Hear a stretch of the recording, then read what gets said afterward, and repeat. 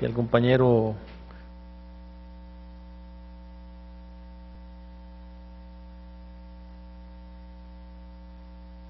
tercera reunión ordinaria de la Comisión de Desarrollo Rural, informando que los compañeros del PRI están en una reunión de su grupo parlamentario y se integran enseguida, pero por atención al nuestro invitado vamos a iniciar la sesión del día de hoy y pasamos de manera directa a la presentación de los programas de desarrollo rural que nos hará el ciudadano subsecretario de Desarrollo Rural de la Zagarpa.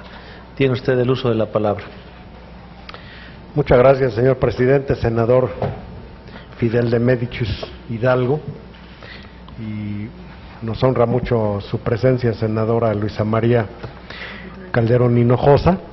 De igual manera, le agradezco todas sus atenciones al secretario técnico de esta comisión. Vamos a desarrollar aquí, sobre todo, como fue hecha la invitación para presentar los principales programas de esta subsecretaría. Vamos a hablar de 4 programas en concreto, y están aquí los responsables, los operadores de cada uno de los programas: el ingeniero Jaime Segura, el doctor Miguel Ángel Martínez Real, el ingeniero Víctor Celaya del Toro y el doctor Galo Medina, todos ellos directores generales operativos de esta subsecretaría. Quiero señalar antes de iniciar que el concepto desarrollo rural normalmente es aceptado en todo el mundo como el desarrollo integral del campo.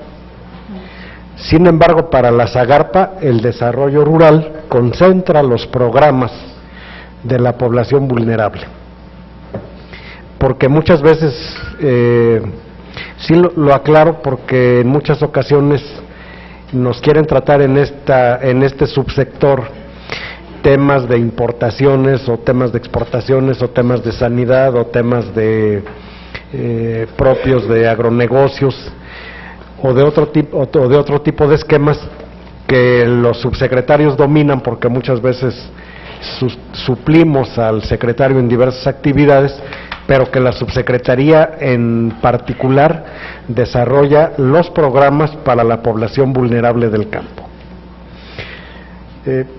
Quisiera presentarles en primer término el programa de apoyo rural para contingencias climáticas. Este programa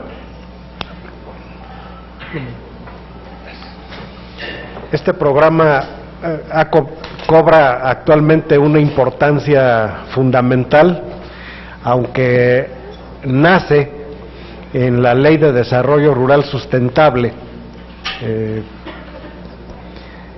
aprobada, si no mal recuerdo, por el año del 2002, y ahí está su base, y es crear un fondo de apoyo para contingencias climáticas.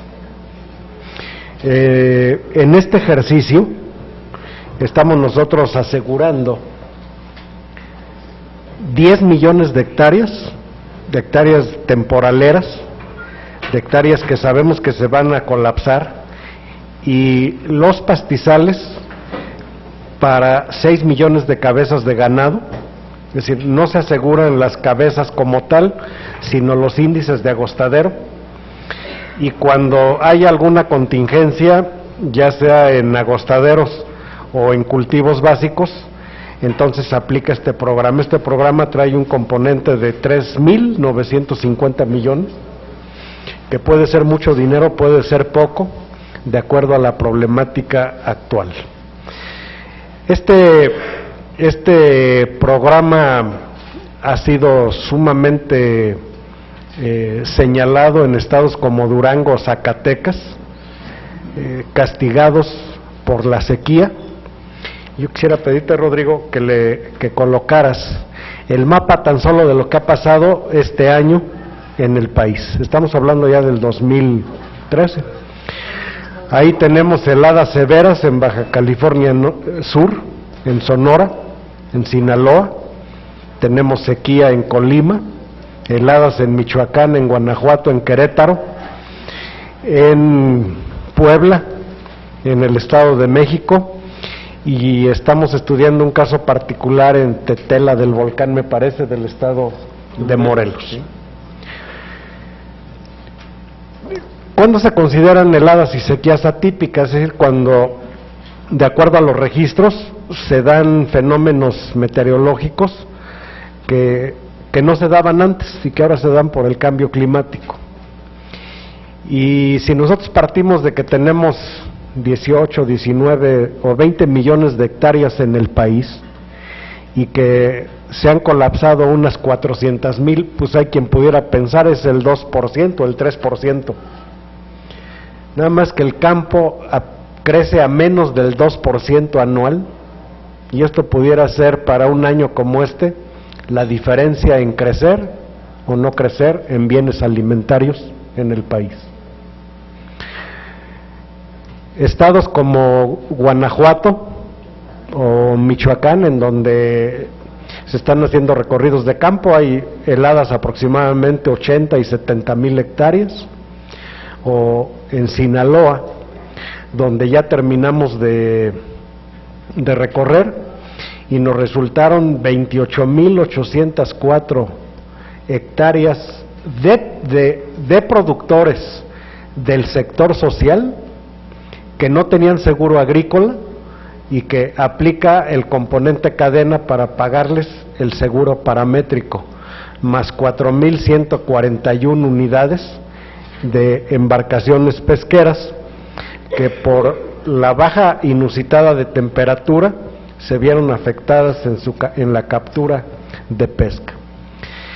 Esto no recupera toda la inversión de las siembras, porque para eso están los seguros agrícolas, pero sí es un seguro de reinicio, porque estimula que la gente que por razones económicas, porque es la población más vulnerable, no tiene para un seguro, entonces se le paga con este componente que es 60-40 cuando no se ha comprado la póliza por parte de los estados y de la federación, o que se le paga de todos modos la misma cantidad cuando se compró la póliza de seguro. Tenemos diversos comportamientos, por ejemplo, en el estado de Sonora, ya vamos a dispersar el recurso, el gobierno del estado le entra con el 40%, el gobierno federal con el 60%, en Sinaloa ya vamos a dispersar algo así como 89 millones, Víctor, para personas del sector social, que aún en un estado como Sinaloa los hay. En Baja California Sur no se ha formalizado ninguna solicitud de apoyo, no tiene interés el gobierno del estado, pero sí hay alrededor de 4,500 hectáreas entre cítricos y cultivos, y puede haber alrededor de unas 30,000 cabezas de ganado expuestas porque se helaron pues todo el ramonal del desierto y podemos tener problemas ahí. Los demás, aquí tenemos en negro lo que no se formalizó ya, en rojo donde ya se están aterrizando los recursos, y en verde donde se está en proceso de evaluación. Quiero señalar aquí que anteriormente Conagua era quien decretaba si se helaban o no los estados o los municipios. En las nuevas reglas de operación, que es un tema que después vamos a tratar, ahora aparece el INIFAP como el responsable de certificar. Primero porque tienen muchas más estaciones meteorológicas, y enseguida porque es un criterio propio de la Secretaría. Y les pongo el ejemplo de un pueblo, de Guamúchil, en Sinaloa, donde la estación meteorológica está en el pueblo, y en el pueblo pues hiela menos que en el campo, y dicen entonces no se heló, y revientan cientos o miles de productores por esa dificultad. Entonces ahora hemos avanzado en este año con este y con otras cosas que les voy a mencionar, y donde marcamos DNN, la declaratoria de desastre ya se publicó, y esta está vinculada a que a productores del sector social le entren secretarías como Sedesol con otro tipo de programas. Pero a productores de alto nivel, esta declaratoria les beneficia mucho, porque todos los que están bajo un sistema financiero se interrumpe la carga financiera, y ya sea a través de FIRCO, o a través de FIRA, o a través de Financiera Rural, o de cualquier banco comercial, quedan obligados a la reestructuración del crédito a tasas preferenciales. Entonces, de cualquier manera, aún en Baja Sur, aún sin apoyar a los productores de escasos recursos, la declaratoria es altamente positiva por la carga financiera que se interrumpe para todos los productores que tienen crédito. Entonces ahí vemos, nada más en 3 meses, la fiesta que ha habido en 9 estados más 1/10, y el tema del cambio climático para cambiar otro programa, pues no es un tema de moda, es una realidad que este programa remedia, que este programa no previene, pero es lo que tiene la subsecretaría para mitigar los efectos del cambio climático en productores del orden social. Pasamos a otro programa, Rodrigo. Este programa PESA es el programa que maneja la FAO, está en 20 estados de la República y tiene 3 millones de pesos, 3,000 millones de presupuesto. Se trata de hacer más o menos 200,000 microproyectos individuales productivos con productores capacitados, más unas 250 obras de captación de agua. Este programa está en 8,500 localidades, en 1,050 municipios y en 20 entidades. Debo señalar que en este programa la FAO tenía 3 fases.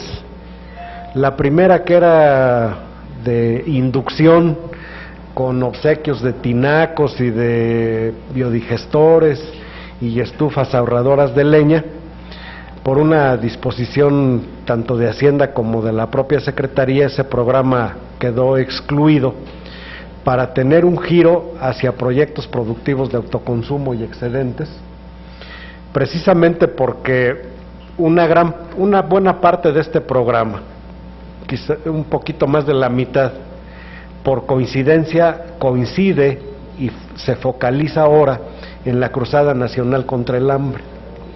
De estos 1,050 municipios hay 256 municipios que al traslaparlos coinciden, y ahí estaremos trabajando en 3,437 comunidades.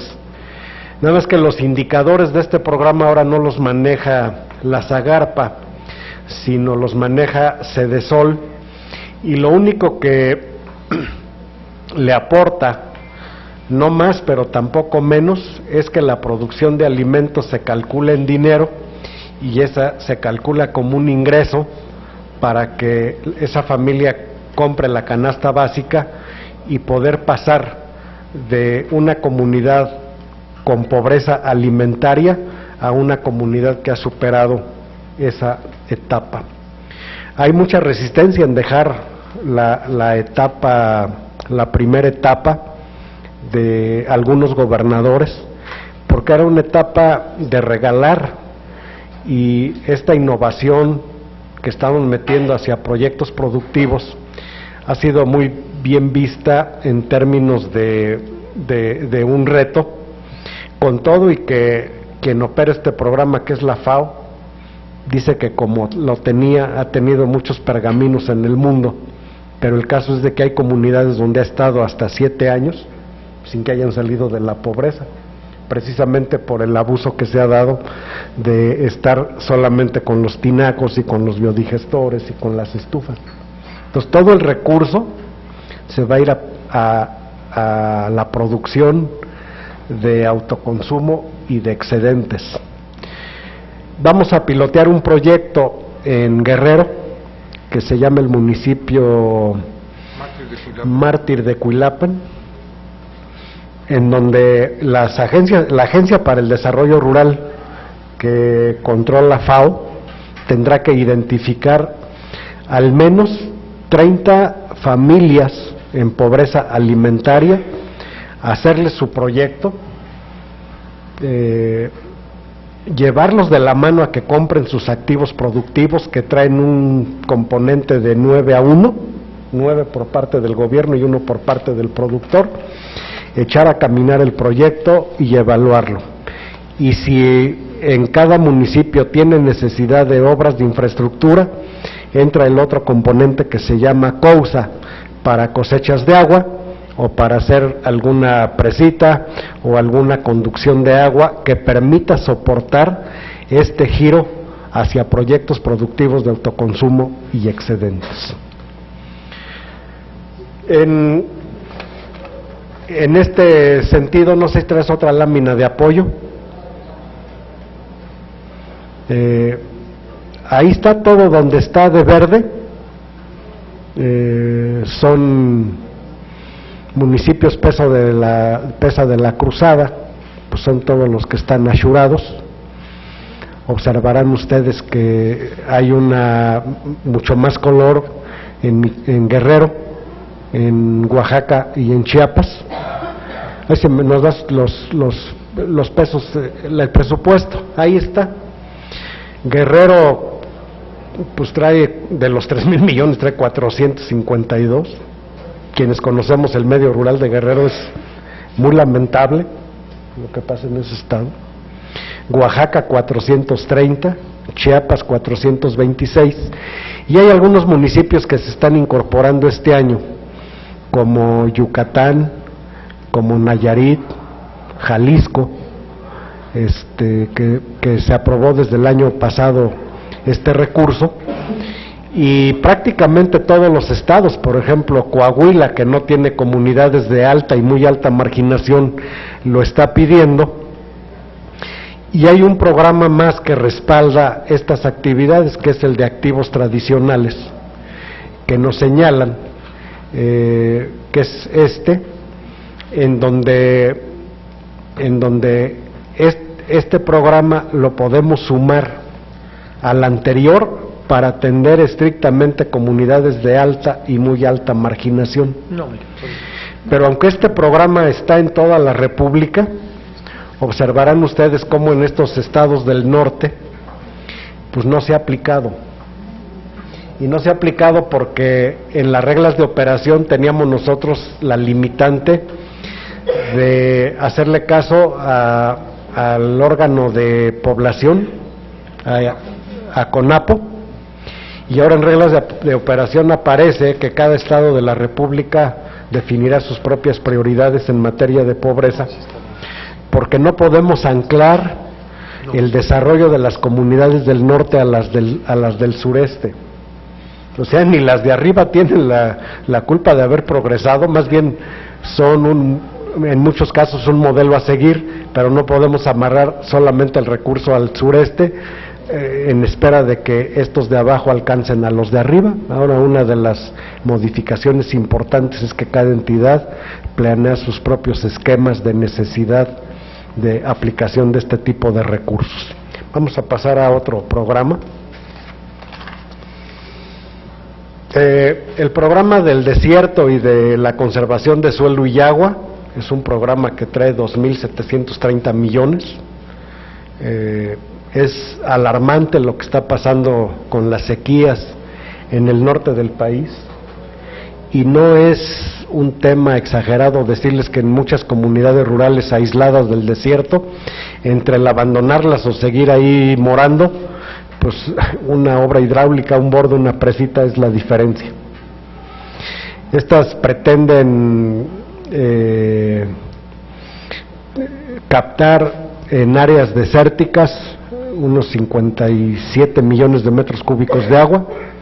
Tenemos que hacer 152,000 hectáreas de conservación de suelos, y aquí en Jornales está deficiente el número, pero creo que por ahí le falta un 2, algo así como 2.565.000 jornales de mano de obra, que es el derivado de este presupuesto. A ver, ponme el mapa de dónde están estas obras. Ahí tenemos todo lo que está en rojo, es el universo Prodesa o CONASA. que son las obras del desierto, y tenemos el universo COUSA, que es el otro componente para estados donde hay procesos de desertificación, y vean cómo destaca aquí, por ejemplo, la Mixteca, en donde creo que por ahí hay Mixteca oaxaqueña, poblana, morelense también, y la propia guerrerense. Es una zona compleja, y este es su universo de trabajo de este proyecto estratégico de zonas áridas, que no solamente hace cosas para conservar agua y tierra, sino que le vamos a dar un giro a partir de este año para hacer proyectos sustentables en el desierto, como UMAS, como la explotación de bebidas que ahora serían gourmet, como el sotol, o el de acá de Sonora, el bacanora, que prácticamente está desaparecido por la propia sequía.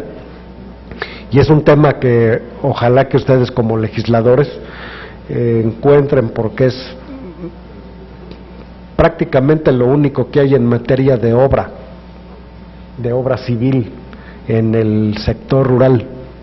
Lo demás pues lo tiene con agua en eventualmente alguna presa o en canales de riego, pero este es prácticamente lo único que hay de gasto de inversión en obra pública en el sector.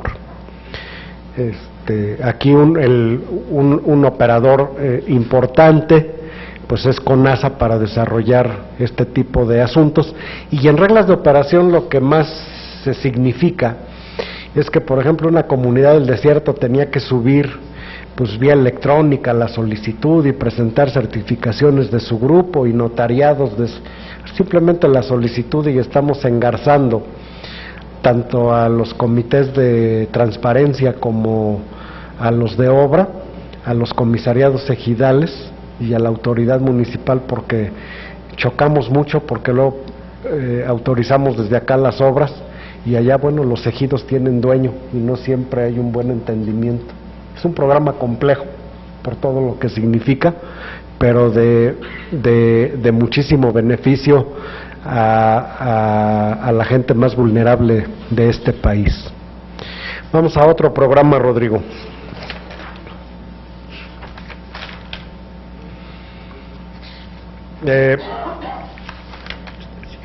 En esta subsecretaría está el programa de desarrollo de capacidades y extensionismo rural, y en un ratito más que hagamos unos comentarios muy ligeros sobre el PEC.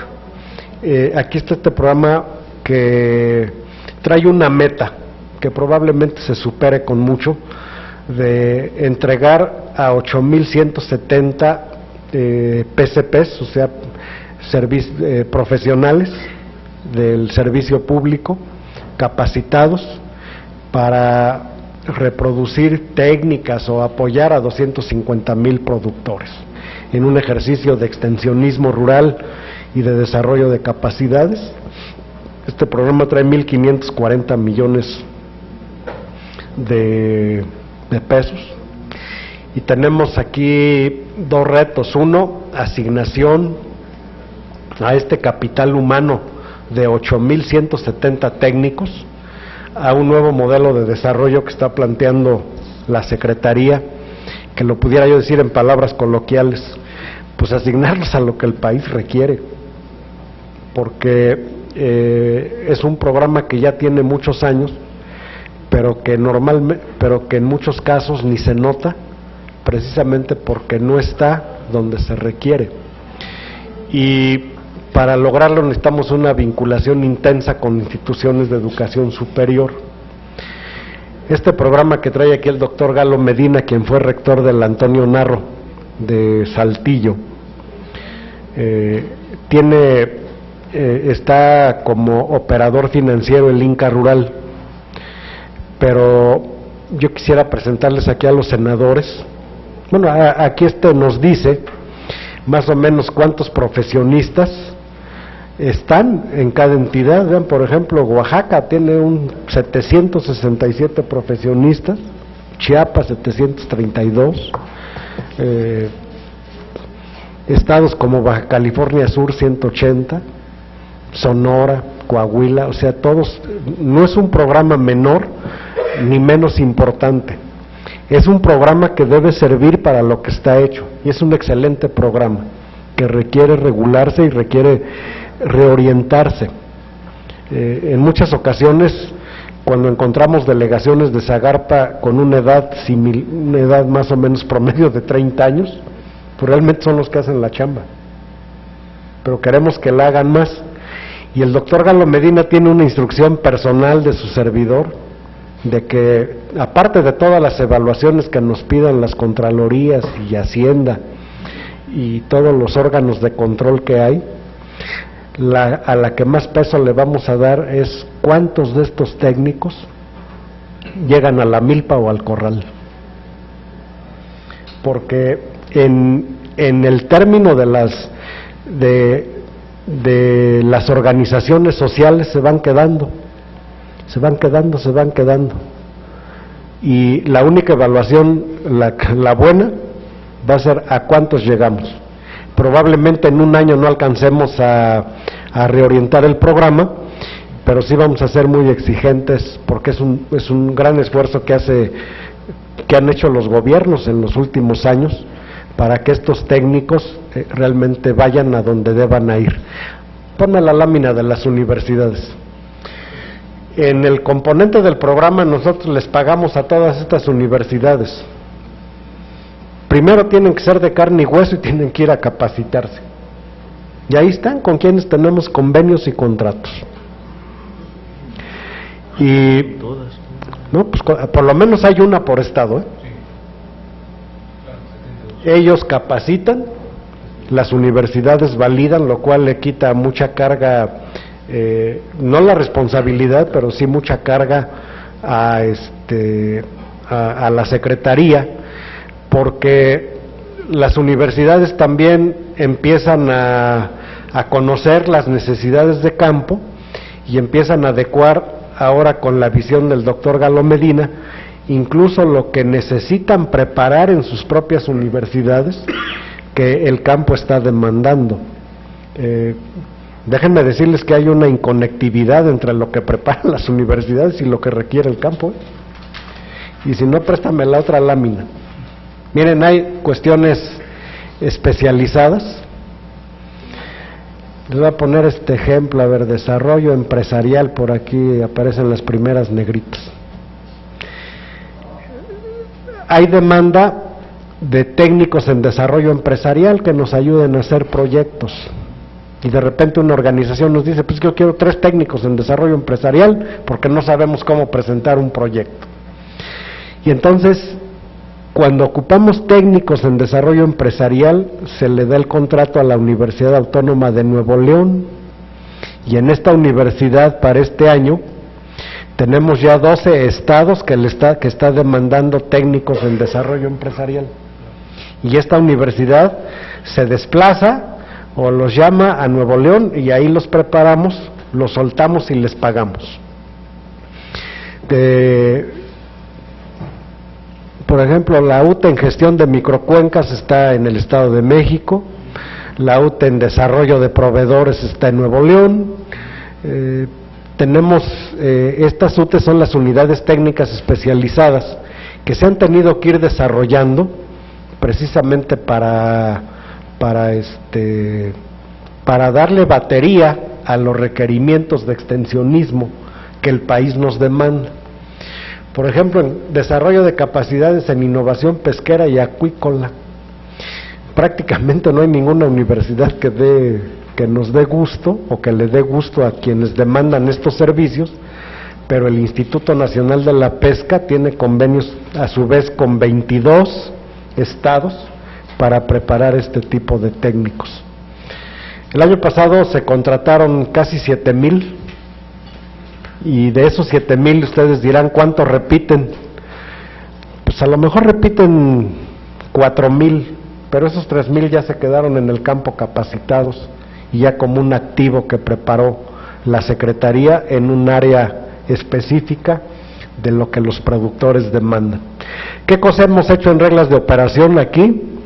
Quizá una sola cosa, es crear los comités técnicos, entidad por entidad, en donde estará el delegado, de hecho esto ya está publicado en reglas de operación, el secretario del Estado, una persona del Inca Rural, una persona de la Universidad del Estado que tiene a su cargo el programa por cada entidad, y alguien de la Contraloría Interna de cada una de las entidades. Ellos habrán de decir, pues ahora le quitamos uno a los porcicultores y le damos dos a los de fresas, o le quitamos uno a los de fresas y vamos a agregar un técnico a acuacultura. O sea, tienen que hacer la planeación entidad por entidad, porque es una planeación que erróneamente se había hecho aquí desde el INCA, y el INCA es un organismo muy pequeño y tenemos que mejorar. Han hecho un gran esfuerzo, pero tenemos que mejorarlo para que sea en cada entidad que, con cargo a su presupuesto que tengan, que además es un fondo concertado al que los estados le ponen dinero, para que sea cada entidad quien planee su propio apoyo en desarrollo de capacidades. Pues este sería, senadora Hinojosa y senador presidente don Fidel de Médicis, el tono de 4 programas específicos. La Secretaría tiene algunos más, pero estos serían los torales en términos de apoyar a la población vulnerable del campo. Senador, ¿algún comentario? Bueno, nos había comentado que la FAO tenía 3 fases en su programa, de dotar de infraestructura elemental o de un poco ecológica a las comunidades vulnerables, y que se han saltado esa etapa. ¿Cuáles eran las otras 2? ¿Cuál es el qué, perdón? Las otras 2 fases. Es que, sí, senadora, la primera era un año completo de motivación y de regalarles por ahí un tinaco, o un biodigestor, o una estufa ahorradora de leña. Yo creo que ya lo que la gente de campo quiere, dice, pues yo no quiero usar leña, yo quiero incorporarme al desarrollo como todos los demás, ¿no? Entonces esa etapa probablemente la tiene Sedesol también. Sedesol seguramente la va a cubrir, pero agricultura, la Zagarpa va a producir alimentos, primero en términos de autoconsumo y venta de excedentes, que precisamente la venta de excedentes es la tercera etapa, cuando ya se planeó la comunidad, porque si vamos a San Lucas, Totolmaloya, del estado de Querétaro, bueno, pues no podemos poner a 30 familias a producir jitomates porque no van a tener dónde venderlos. Precisamente la planeación comunitaria dice, pues se pone a uno a producir lechugas, a otro jitomates, a otro ponle un bote de tamales, a otro ponle gallinas ponedoras, al otro, no sé, codornices, al otro 4 vacas para que ordeñen leche, a otro va a ser la fábrica de queso. Más o menos es la idea de ya no quemar esos recursos en un programa que es de desarrollo social, no que esté mal, sino dedicarlos específicamente a producir alimentos, que mucha falta le hacen al país además. Sí, yo tengo algunas preguntas, subsecretario. Sí. En el tema del PESA, plantea usted de 256 municipios, ¿eso es así de cerrado el tema? De los de la cruzada contra el hambre, sí, pero acuérdese que estamos en 1050. O sea, no es, el programa es más allá de la cruzada del hambre, porque traíamos ya comunidades que habían rebasado su primera etapa y que estamos en la segunda y en la tercera, y no los podemos soltar. Entonces lo hemos comentado mucho. O sea, el programa sí se focaliza en la cruzada, en los que coincidimos, pero el programa nació antes de la cruzada y trasciende más allá, porque los 400 de la cruzada no son todos en donde hay comunidades de alta y muy alta marginación del país. Más o menos para que me entiendan, a lo mejor la cruzada, si no me equivoco, puede traer unas 4.500 comunidades, pero nuestro universo de trabajo para el PESA, que ojalá y algún día le dieran más recursos, nos habla de hasta cerca de 70,000, 80,000 comunidades elegibles. Entonces, si atendemos 8,000, se necesitan 10 años para darle una pasada, Entonces, somos un país enorme, pulverizado en comunidades rurales. Y precisamente por eso no quisimos abandonar los que ya traíamos avanzados, porque ya les hemos invertido mucho en términos de concientización y de traer aquí en un puño a las familias que ya han recibido apoyos anteriormente. Pero tampoco podemos dejar a los de la cruzada, porque si los traslapamos, hay esos 256 municipios. Por ejemplo, en Guerrero coincidimos al 100%. Todos los municipios que tienen comunidades de alta y muy alta marginación están en la cruzada. Y en Oaxaca, pues también hay una amplísima coincidencia, y en Chiapas un poco menor, pero también muy importante. Y hay estados aún, por ejemplo, nos decía el gobernador de Tamaulipas: oye, es que no conoces la sierra de Tamaulipas. Pero sí, nada más que el presupuesto aquí, pues ustedes han sido diputados y saben que es una facultad de la otra cámara, y es uno de los presupuestos más, ¿cómo les llaman? Ya ahí etiquetados para 20 entidades de la República. El programa es muy atractivo por los resultados que da y porque los operan. ¿Cuántas agencias para el desarrollo rural, Miguel Ángel? 315. 315 agencias para el desarrollo rural, que son quienes motivan a la gente, quienes les desarrollan sus microproyectos y quienes están ahí encima. Al menos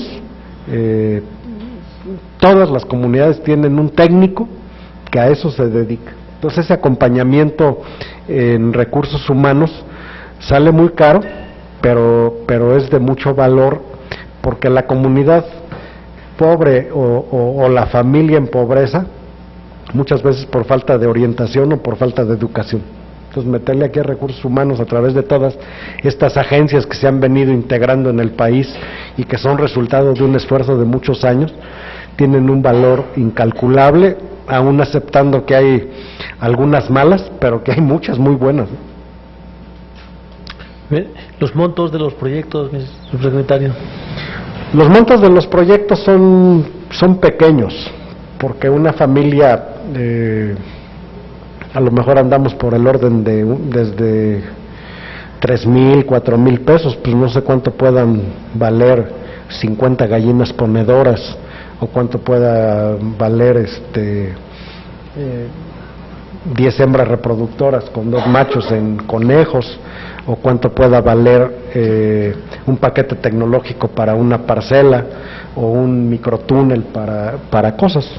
Pero precisamente cuando no nos alcanza el dinero del PESA, le metemos el de activos productivos tradicionales, sobre todo cuando ya estamos en la tercera etapa y que hay gentes que ya destacaron, que ya se prepararon y que ya pusieron un establito, o que ya pusieron una fabriquita más grande de queso, o que ya pusieron un invernadero ya más formal, ¿no?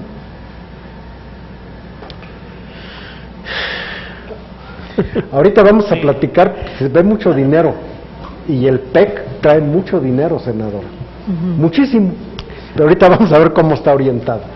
No, a mí me parece que suena interesante. Solo quisiera saber si tienen los índices de dispersión poblacional de los últimos años para tener la certidumbre de que ya se ha superado esta etapa de infraestructura básica.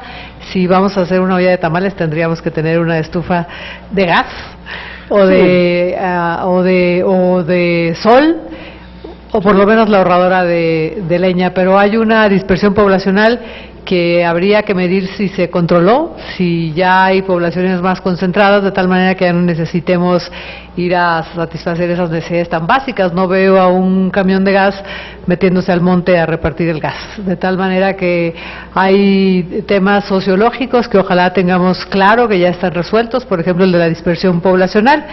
Y el otro que me gustaría conocer un poco es qué sustento sociológico tenemos para estar ciertos de que la planeación comunitaria van a compartir sus producciones. Yo estaría muy de acuerdo con ello. En Michoacán, Vasco de Quiroga construyó esta cultura del intercambio de productos. Unos trabajaban la madera, otros el barro, otros el textil, etcétera, etcétera, para que la demanda y la oferta fueran muy en intercambio y no tanta competencia. Yo supongo que tendrán sustento sociológico para saber que el trabajo comunitario va a rendir frutos en este tema de la producción de alimentos y de su intercambio. Me gustaría conocerlo. Sí, senadora, tiene usted mucha razón en tener esas dudas, y cuando a nosotros nos dieron la oportunidad de tomar este programa en nuestras manos, también las tuvimos, pero tiene varios candados. Primero, el programa está específicamente en comunidades de alta y muy alta marginación. Luego, la dispersión y cómo van a compartir sus cosas es un reto, y es una buena pregunta. Muchas veces no se puede ahí tener un resultado perfecto, porque los microproyectos productivos dependen de las condiciones o de los recursos que tengan. No le podemos entregar unas borregas a una familia si no tiene un corral, o no le podemos poner a la gente de Toluca que produzca uvas, pues porque el clima no da para las uvas. Pero si bien capto su pregunta, es decir, no las comparten, o sea, no dices ahora te toca a ti una lechuga y tú dame una tuna blanca. No, cada quien produce en términos incluso de su propia experiencia, del proyecto que tiene. Y entonces lo que no queremos es saturar a las comunidades y generar productos que no van a tener un mercado. Pues, por ejemplo, allá en Chihuahua, pues de aquí a que caminan a la capital a vender sus productos está más complejo. Entonces todo eso nos lo analizan precisamente las agencias para el desarrollo rural, lo que sí pueden y lo que no se debe, y es competencia de ellas darnos una visión, la visión más positiva de las cosas. Hay muchas comunidades que algún día ojalá que nos pudieran acompañar con Nuria Urquía de la FAO, para que ustedes vieran el tema, cómo la vida rural se desenvuelve en términos de este tipo de proyectos, que realmente yo creo que si trascendemos de la etapa 1 a la 2 para producir alimentos, podemos incidir en aquellas familias que no tienen o que están en pobreza alimentaria, aunque pues yo también hemos platicado mucho con la Coneval, porque también se vale analizar de vez en cuando cuáles son los parámetros de evaluación por lo que mete uno a este tipo de familias en sus cosas. A veces pues dice, oye, ¿compraste leche? No, pues no compró leche, pero al señor no es que le falte dinero, es que le falta educación, y lo que tenía de dinero lo metió al celular, o lo metió a la caguama, o lo metió a la Coca-Cola. Entonces tenemos que avanzar mucho en términos de los parámetros, porque mucho se habrá de hacer en términos de educación. Por ejemplo, nos sentamos con el INEA para meternos con ese tipo de programas a estas comunidades, puesto que no nada más a veces es el recurso para que produzcan algo, sino el tema también es formativo, muy formativo.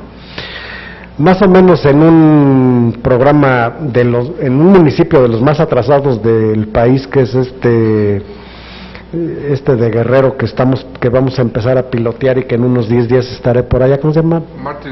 Mártir de Cuilapan. Le estamos metiendo 2.100.000 para el pago de la Agencia del Desarrollo, que tiene esas y otras comunidades. Normalmente una agencia tiene 30 comunidades, ¿no? 30 comunidades. Ahí vamos a desarrollar 16. De 18 a 30 también familias por comunidad. Y vamos a meterle son 900 y tantas familias en ese municipio, y nos cuesta más o menos el 50% de lo que nos cobra una agencia al año. Ya le pagamos 1 millón de pesos a la agencia por atender ese municipio. Le metemos 2 millones de infraestructura con COUSA y le metemos 3. En el caso de Cuilapa van a ser 7 millones de todo. En total, con las tres componentes. Y unos 3 o 4 millones de pesos a la adquisición de los activos productivos, para precisamente soportar todos los microproyectos. Que por supuesto, pues, a lo mejor el de la olla de tamales es pues no es nomás la olla, sino esa vale 200 pesos en una ferretería. Claro que es pues el molino y la estufa y todo eso. Y ciertamente, sobre todo acá en la Tarahumara y a lo mejor en la Mixteca no llega el gas, pero en muchos lugares cada vez llega más. Y las amas de casa del medio rural, en muchos casos, pues ya se resisten y ya hacen bien a seguir utilizando leña y carbón.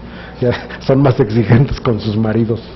Senadora, usted tendrá una mayor sensibilidad en los temas de su estado, pero pues nosotros tomamos a toda la República como un punto de partida y tenemos ya que particularizar puntos de llegada. Por eso estaba preguntando el fundamento, porque usted es el ejecutor y el que ha decidido diseñar esta estrategia e implementarla, por eso le pregunto.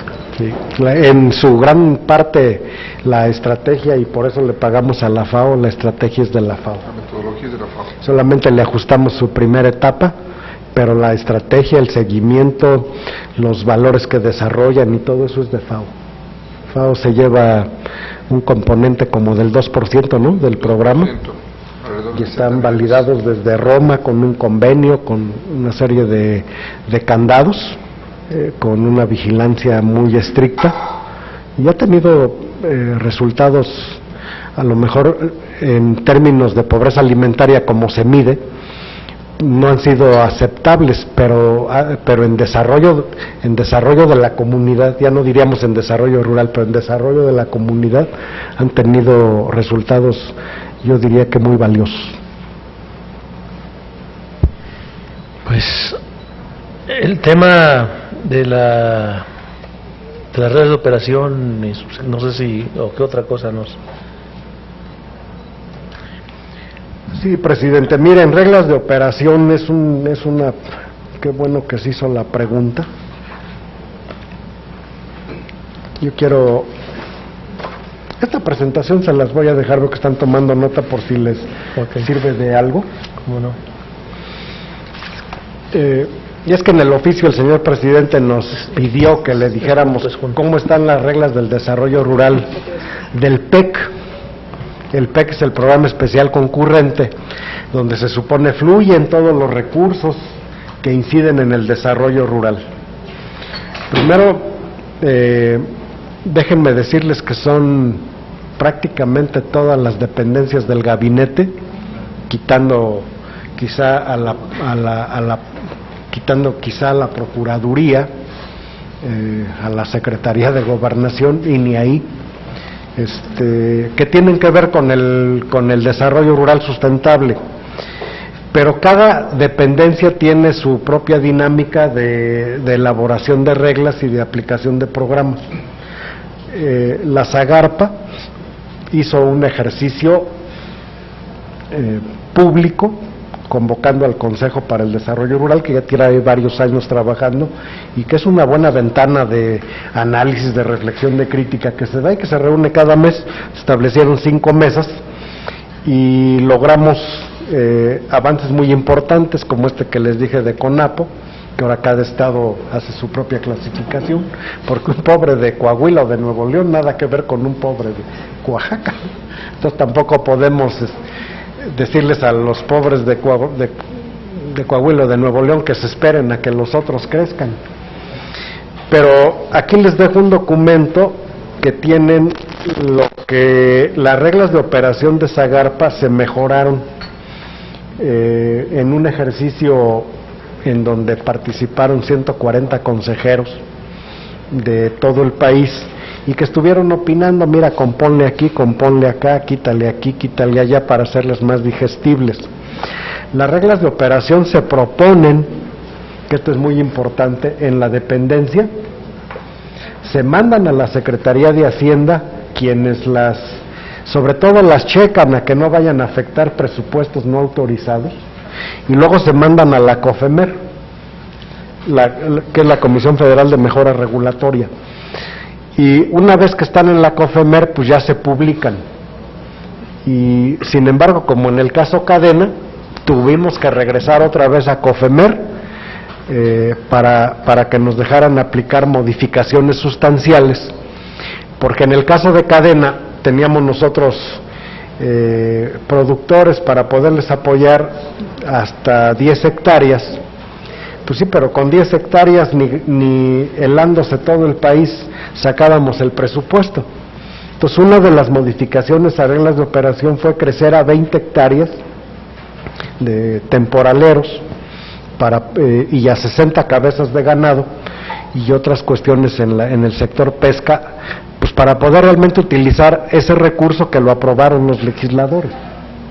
Y entonces ese tipo de modificaciones que sí afecta presupuestalmente, pues sí se ven con lupa, y es propuesta la dependencia ejecutora, revisa Hacienda, revisa COFEMER, y cuando se aplican nuevamente COFEMER autoriza. Las que se hicieron de la Zagarpa están aquí por subsecretaría, están las 3 subsecretarías, y está todo el sector paraestatal de las reglas de operación.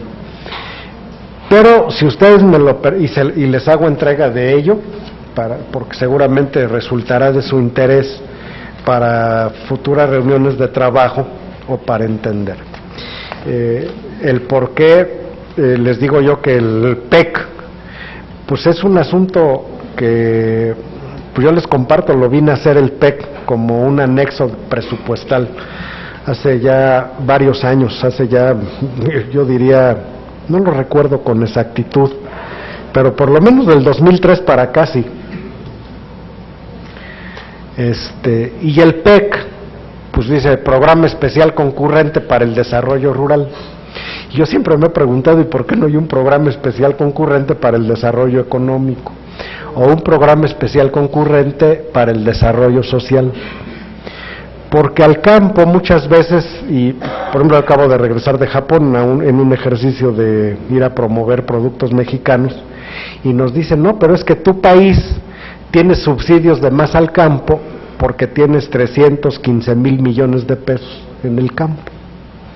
El presupuesto de la Zagarpa es de 75,000 millones. Y ha sido un presupuesto estable. El PEC ha ido creciendo mucho y entonces ha sido una burbuja, porque dice, pues es mucho dinero para el campo. Y ahorita les voy a pasar es copia fotostática del PEF, del presupuesto que se aprobó el año pasado, porque tengo algunas cosas que seguramente a ustedes en su ejercicio legislativo, ustedes no aprueban presupuestos, pero sí tienen un nivel de influencia y de opinión sumamente importante, y bueno, en una nueva visión de democracia, pues es de colaboración para poder hacer mejor las cosas. Miren, por ejemplo, Hacienda tiene, aquí arriba tenemos 313,000 millones de pesos, que es el PEC. Sí. Hacienda gasta para el campo 2,965 millones, y a este presupuesto le cargan lo de Agroacemex, que estoy de acuerdo, lo de Financiera Rural, que ya dejó de ser banca de desarrollo, ya es un banco, y por cierto el más caro que cualquiera. Claro. Bansefi, dice, ay, jole, ¿y ahora qué pasó? Está cargado al campo, pues. FIRA, pues que FIRA viene siendo una especie de promotor para que den crédito toda la banca comercial, y está bien, pues, pero debería de ser cargado a Hacienda, no al campo. En economía tenemos 2,882 millones, y tenemos competitividad en logística y centrales de abasto. Tenemos un programa de fomento a la economía social, el Programa Nacional de Financiamiento al Microempresario. Y dice uno, bueno, y estos 2.882 millones, pues no desarrolla nada en el campo. Y entonces se crean espejismos, porque incluso fuera de nuestro país nos dicen es que el campo está muy subsidiado, y es un tema que limita las exportaciones, porque se piensa que muchos productos mexicanos pues están dopados, así es el término cuando dicen traen subsidios de más, que entonces ya no es una competencia sana con otros países. Pero este es el inicio, senadora y senador. Aquí está cargado el Fondo Nacional de Fomento a las Artesanías. Por ejemplo, hay un programa del mismo Zagarpa que es el apoyo al ingreso objetivo y a la comercialización de 8.700 millones, cuando la mayoría de este recurso es para proteger al consumidor, no al productor, que es el objeto de nuestro trabajo. Una coinversión social del ramo 20. Tenemos cargado al sector productivo del campo, o sea, de la actividad primaria, todo lo forestal. Bueno, lo que vale la Profepa lo tenemos cambiado, lo tenemos cargado. La bioenergía y fuentes alternativas, pues está cargada al campo, debería ser al sector energético. De educación pública le cargan al campo 25.793 millones. Y hay cosas, bueno, pues por ejemplo la Antonio Narro, Chapingo, es como si fuera un apoyo a los productores, pero no, pues es un tema educativo, no es un tema productivo. Está cargada los trabajadores agrícolas temporales, bueno, los programas de empleo temporal, de comunicaciones y transportes y de desarrollo social, o sea, ahora limpiar carreteras, pues, no veo yo qué tenga que ver con el campo. Tenemos algo que prácticamente el ramo 20 de desarrollo social, pensión para adultos mayores, casi 25.000 millones de pesos cargados al campo. Jornaleros agrícolas, oportunidades, 6.688 millones cargados al campo. Vivienda rural, cargados también al campo. Atención a migrantes, el programa de oportunidades, 26.000 millones de pesos. El programa alimentario de la Sedesol también, el programa de abasto rural de Diconsa. Algunos conceptos que sí son, bueno, toda la infraestructura carretera y caminos rurales que hace SCT, 15.288 millones de pesos también cargados como si fuera para producir. La salud en la población rural, y cuando uno habla dice, bueno, pero ¿por qué Chapingo se lo cargan al campo y por qué no? Pues las facultades de salud se las cargan a la Secretaría de Salud, ¿no? Entonces, bueno, ya voy a terminar.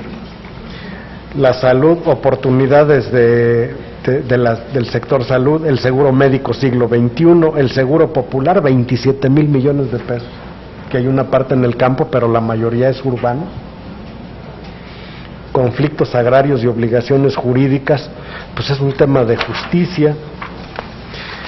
Y entonces, sumados todos, tenemos 313.000 millones.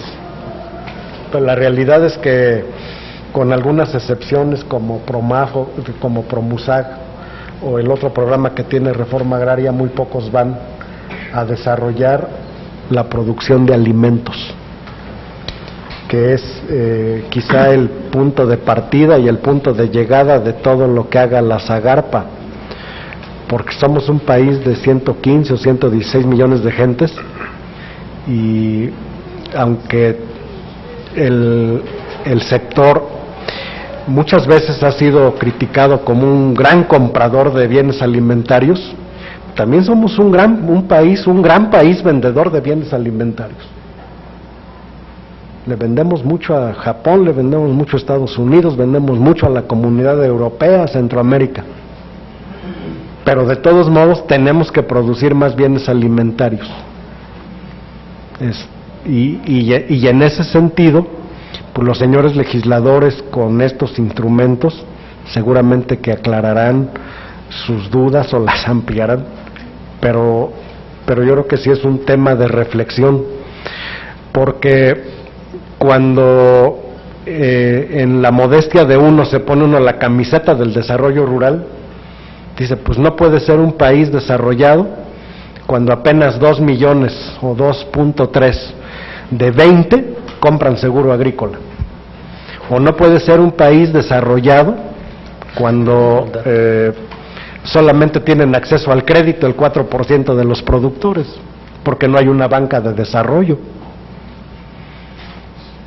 Sí las hubo y se abusó de ellas, pero hoy no las hay.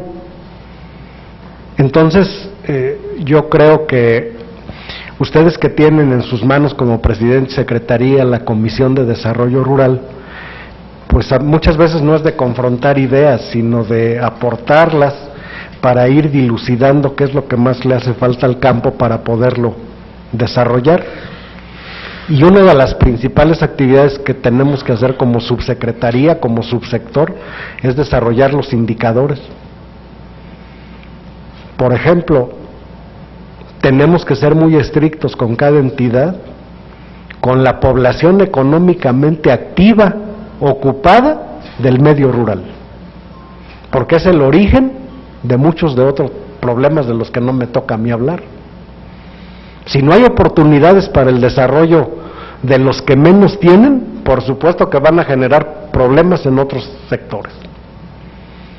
Tenemos que seguir teniendo el indicador para el desarrollo rural del crecimiento económico. El campo ha crecido, pero no lo suficiente. Ya se los decía el secretario, cuando la cigüeña le gana al tractor, algo tenemos que hacer. Yo quiero que estos comentarios, señores senadores, pues más que de venir aquí a presumir cifras y eso, sirvan de reflexión para poder ir cambiando las cosas. Tampoco esperamos golpes de timón o que por obra del Espíritu Santo se vaya a mejorar las cosas. Ayer estuvo el secretario y lo acompañamos con el Consejo Nacional Agropecuario, que es la cúpula empresarial del campo. Y veíamos, por ejemplo, cómo los estados, pues en el 2003, 2004 se convenían casi 11,000 millones de pesos, hoy estamos en 3,800. Y no es que no haya más dinero, es el mismo, pero hay menos interés por tener recursos convenidos porque cuesta.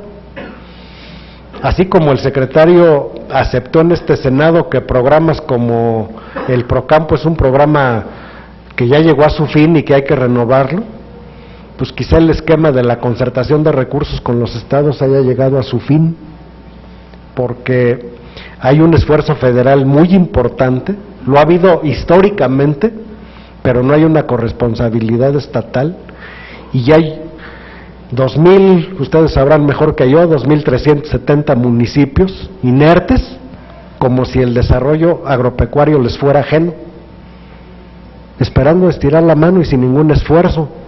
¿Por qué? Porque, y yo lo he sido, que al presidente municipal le luce más hacer banquetas que darles la mano a la gente en un proyecto productivo. Esos temas los tenemos que complementar.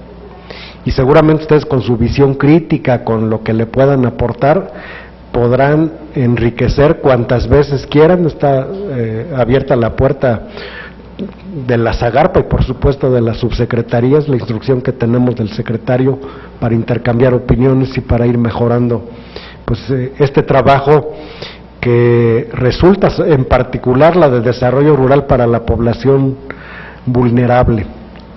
Yo quiero terminar con un comentario que un día sí me molestó, porque fueron unos empresarios a la secretaría. Dice, bueno, pues no queremos que nos pongan a productores que tienen riego, que tienen esto, que tienen lo otro. Y porque los otros no tienen remedio. Espérenme, pues si la población rural vulnerable no escogió vivir donde nació. ni son pobres por su gusto. Pues son pobres porque les tocó ocupar una tierra con muchos problemas, donde hiela, donde son tierras pobres, o donde se inundan, o donde no tienen riego. Y esa es la deuda que como mexicanos todos tenemos que cumplir y ir supliendo. Y ahí hay muchas frases, pero yo recuerdo una que a veces sí se le enchina uno el cuero, que es: cuando te sientes a comer, piensa en el campesino, ¿no? Y es que luego vienen lo del precio de las tortillas, y dice: oye, espérate, pues está bien que no suban las tortillas, pero el productor del maíz, el mapa del maíz es el mapa de la pobreza, con excepción de Sinaloa, pues tampoco tienen por qué subsidiar con su trabajo el consumo urbano. Y en ese sentido yo sí les agradecería a los senadores que todas sus recomendaciones pues no irán a parar a ningún archivo, sino será un instrumento de trabajo cotidiano para ir pulsando lo que México espera de esta secretaría, que es todo un reto. Ese sería un comentario a lo mejor muy amplio, pero sí muy sentido. Sí, muchas gracias, senadora. Pues yo le agradezco mucho su última intervención, porque precisamente comenzó diciendo que los programas de Zagarpa eran para población vulnerable. Los de esta subsecretaría. Y yo creo que es momento que el gobierno de la República haga su definición de qué tipo de país quiere. Si quiere un país que siga dispersándose, que creo que es el momento de la definición, y nosotros queremos esperar una definición de qué tipo de país queremos, porque esta serie de programas que están dedicados a la población vulnerable, diría yo incluido el Seguro Popular, porque si usted recordará, el Seguro Popular nace precisamente porque la gente que no ha tenido un seguro son los jornaleros que nunca tuvieron un patrón, y por eso nace el Seguro Popular y nacen las poblaciones menores de 2.500 habitantes. Finalmente, esta serie de programas que están aquí nacen precisamente en 2003 con aquel acuerdo para el campo, en que las organizaciones campesinas exigen que haya un trato distinto. En la mesa estaba sentada CNC y todas las organizaciones que usted se puede imaginar, de tal manera que ha sido producto o fue producto de presión social, de diálogo con las organizaciones campesinas, y en ese entonces fue creciendo este programa que incluye caminos cosecheros, se necesitan para que la gente saque sus cosechas, que incluye un montón de infraestructura que ocupa tener claro si las poblaciones se dispersan o no, si hay recursos suficientes para infraestructura de agua o solamente hay la posibilidad de captar agua para lluvia. Así que yo creo que esta presentación de usted nos llama mucho a la reflexión y nos invita por lo menos a mí, a esperar la definición de qué tipo de país vamos a construir o reconstruir o redireccionar a partir de este gobierno. A mí me gusta mucho que la gente produzca su propio alimento, pero también creo que tiene que haber sistemas de intercambio. No van a comer solo jitomates.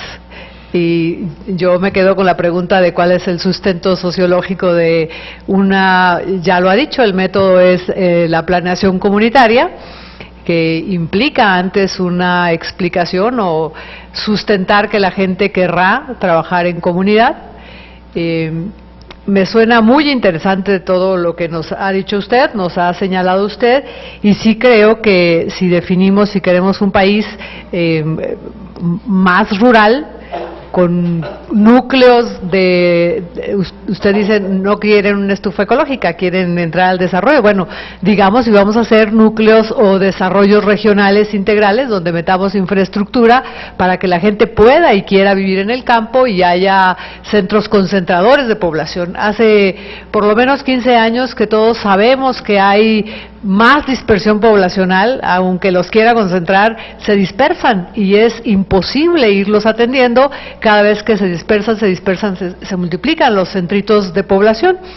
Si queremos apostar a un desarrollo del campo integral, pues apostemos por centros de desarrollo regional que implique infraestructura carretera para las saca cosechas, que implique por lo menos ollas de agua para que haya una siembra más de riego y digamos que queremos alrededor de la producción, unos que produzcan, otros que transformen y otros que comercialicen, pero a mí sí me parece que, por un lado, decir que hay que atender a la población vulnerable, luego decir que cada quien tenga sus chivitos de traspatio, sus gallinas, y luego decir que no tenemos una sustento, o por lo menos yo no lo escuché, que podemos hacer este desarrollo comunitario que nos permita el intercambio de alimentos, no solo el autoconsumo. Cuando usted me dice que uno tendrá chivos, otro gallinas, otro jitomates, otro lechugas, otro leche, estoy entendiendo que es una comunidad que intercambia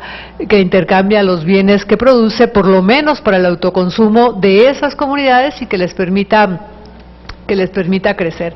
Tiene usted toda la razón. Si los chapingueros reorientan la producción de carreras que tengan que ver con ir a resolver el campo, pues estaríamos entendiendo que estén ahí, o que estén un poco apoyadas por Zagarpa, y que la otra parte la asuma la Secretaría de Educación Pública. En fin, es un montón de cosas que usted pone en la mesa que nosotros mismos estamos dispuestos a trabajar en modificar o en reorientar, pero sí creo que necesitamos una definición del Poder Ejecutivo de qué tipo de campo queremos.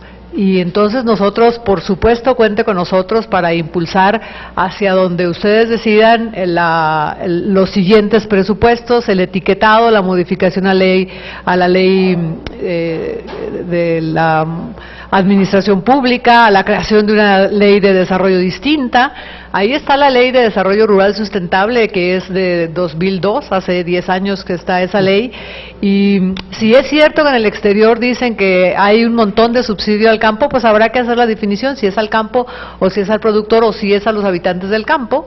Por ejemplo, yo insisto, el Seguro Popular tiene que ver con los mayores de la casa que ya no producen, o que ya no son activos, que ya les es difícil ir a trabajar la parcela, o que ya se las quitaron sus hijos, y que al final acaban corriendo los de su casa, y con un apoyo del Seguro Popular que les da medicina, es un apoyo finalmente. Podría ser en términos llanos un subsidio al campo, y Japón podrá decir, pues no le apoyamos porque está dopado, porque apoyan a los mayores de sus comunidades. En fin, a mí me gustaría, y lo espero, esta gran definición para nosotros desde Desarrollo Rural o desde el Senado, hacer un esfuerzo en la misma dirección que ustedes hagan, para que podamos llegar a mejores condiciones de la gente que vive en el campo. Sí, senadora. Totalmente me quedo con la tarea. Recordemos que estos programas ya se han utilizado durante varios años, y es una decisión del presidente, y se analicen lo que está bien, hay que dejarlo y mejorarlos. Yo, independientemente de que este es un año de transición, por decirlo así, mi opinión es que los 4 programas van a subsistir, y que Desarrollo Rural habrá de convertir uno más que es transversal. O sea, no estamos en Desarrollo Rural más programas, sino medir la eficacia de todos los demás y convertirlos en indicadores del desarrollo. No solo los de Zagarpa, sino los de otras dependencias como Reforma Agraria o como la CDI, de todos los que le invierten algo al campo. Sí, tomar en serio lo de el gabinete intersecretarial para someterlos a una mejor evaluación, que permitan pues que cada quien aporte lo que tiene que aportar al desarrollo rural, y es esta subsecretaría la que tiene la obligación de la transversalidad para ir evaluando en distintos parámetros. Seguramente que el Plan Nacional de Desarrollo, apenas a nos tocó conducir una mesa en Nayarit, que no es nada nuevo, cada presidente de la República lo ha hecho, es una obligación. Hoy precisamente se abrieron otras mesas en Colima, que la secretaría que Zagarpa tuvo a su cargo, y en mayo entiendo que se presentará el Plan Nacional de Desarrollo, que traerá algunas pinceladas, que lo tendremos que seguir, pero que tampoco yo creo que sea monolítico, es decir, tendrá políticas, pero siempre estará abierta la Secretaría a mejorar en el momento que ustedes nos ayuden a razonarlo y a exponerlo como algo que le sirva a México. Sí, algo más, senadora. Pues, ciudadano subsecretario. Subsecretario, por aquello de la sensibilidad. Subsecretario. Comentarle que esta Comisión de Desarrollo Rural, próximo 8 y 9 de abril, que es el tema que sigue, lo voy a comentar solamente antes de dar las gracias. Tenemos un evento en la Universidad de Chapingo sobre el Congreso Nacional para Políticas Públicas en el Campo. Está haciendo un esfuerzo importante la Universidad Narro de Coahuila, la Universidad de Chapingo, la Comisión de Desarrollo Rural del Senado de la República, la Comisión de Desarrollo Rural de la Cámara de Diputados, para convocar a este Congreso, en donde la intención es buscar cómo mejoramos el campo y que lo que ahí saquemos sean propuestas para el Plan Nacional de Desarrollo. La inquietud de la compañera senadora creo que es válida, pero también es importante que el Senado de la República diga, y con estos actores, sobre todo las universidades y la gente del campo, los productores, que también van a asistir, muchos productores del país a este Congreso, pues les diremos cómo pensamos que tiene que ser la situación del campo. Vemos que hay muchos programas que siguen siendo asistencialistas y que no coincidimos con ellos. Creo que ese Congreso va a dar para mucho. Ahí esperamos que asista la Zagarpa. Ya se les hicieron llegar las invitaciones correspondientes con la intención de que nos acompañen y que ahí podamos compartir, y ahí podamos departir, y ahí podamos debatir qué queremos para el campo en México, que es un asunto importantísimo. Y también correr la invitación para el otro tema, que es la visita a Brasil. Saldría, ¿qué fechas es? Del 14 al 20 de abril, y la intención es ir a ver un programa exitoso de desarrollo del campo como punto de partida para corregir el problema alimentario. Y creo que aquí en México, si no le apostamos a la producción de alimentos, entonces el país no tiene ningún futuro para corregir el problema de la alimentación en México. Pues a nombre de la de la Comisión de Desarrollo Rural, profesor Arturo Osornio Sánchez, subsecretario de Desarrollo Rural de la Zagarpa, pues agradecerle infinitamente la oportunidad de estar con nosotros, de compartir aspectos que son importantes, como usted lo señala, para que la Comisión desarrolle mejor su tarea. Le doy las gracias. Los temas, mi secretaria, compañera senadora, vienen ya aquí en el documento. Lo hicimos con esa intención de que los revisemos con calma y hagamos las observaciones y posteriormente nos veamos para comentarlas. Sí, agradecerles a todos su presencia y que pasen buenas tardes.